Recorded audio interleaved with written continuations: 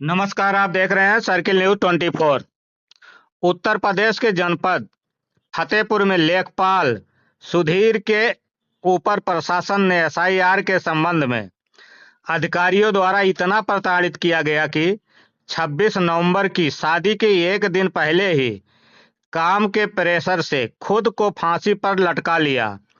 SIR का दबाव सिर्फ लेखपाल पर ही नहीं बल्कि अन्य विभाग के कर्मचारियों को भी प्रताड़ित किया जा रहा है, जिसके विरोध में आज रुधौली तहसील परिसर में लेखपालों का धरना जारी रहा तथा कल शनिवार को बस्ती जनपद की चारों तहसीलों के लेखपाल संघ द्वारा कल 10 बजे से 5 बजे तक धरना प्रदर्शन, सभी कार्यों का बहिष्कार करने के साथ साथ जिलाधिकारी के माध्यम से यूपी के मुख्यमंत्री को उक्त प्रकरण में आरोपियों के खिलाफ समुचित धाराओं में मुकदमा दर्ज करने व वैधानिक कार्रवाई करने के संबंध में ज्ञापन दिया जाएगा। खबर को लाइक करें और सब्सक्राइब करें, कमेंट करें।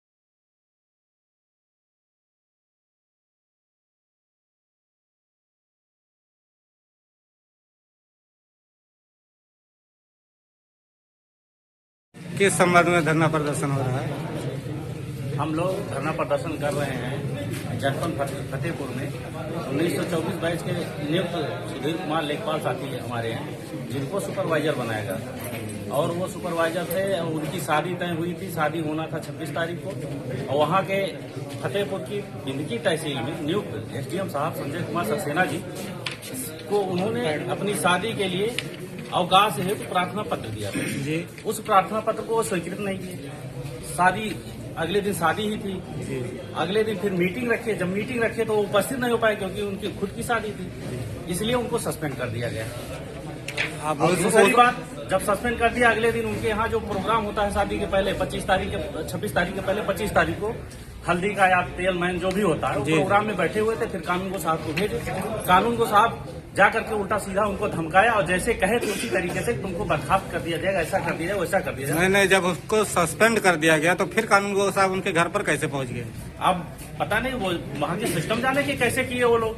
फिर इस घटना से वो अवसाद में आ गए। अवसाद में आने के बाद क्योंकि उनके नातेदार रिश्तेदार सब बैठे थे, उनके सामने इस तरीके के किया गया तो वो जाकर के कमरे में अपना सुसाइड कर लिए, फांसी लगा के आत्महत्या कर ली। ऐसी घटना मानते हैं कि सरकार का जो कार्य चल रहा है निर्वाचन का बहुत महत्वपूर्ण है, लेकिन हमारे यहाँ जो लोकाचार होता है, शादी विवाह होती है, हमारे परिवार के लिए, हमारे संस्कार के लिए यह भी बहुत महत्वपूर्ण है, उससे ज्यादा महत्वपूर्ण है। और उसमें ऐसा नहीं है कि एक ही लेखपाल था तहसील पे काम करने के लिए। एसआईआर से संबंधित मामला, एसआईआर से निर्वाचन से संबंधित कार्यक्रम था, उसमें इनको वो बनाया गया था, सुपरवाइजर बनाया गया था। 2024 बैच के लेखपाल को तो सुपरवाइजर पहली बार बनाना ही नहीं चाहिए था, यही गलती की गई थी क्योंकि वो लोग अभी परीक्षाधीन थे।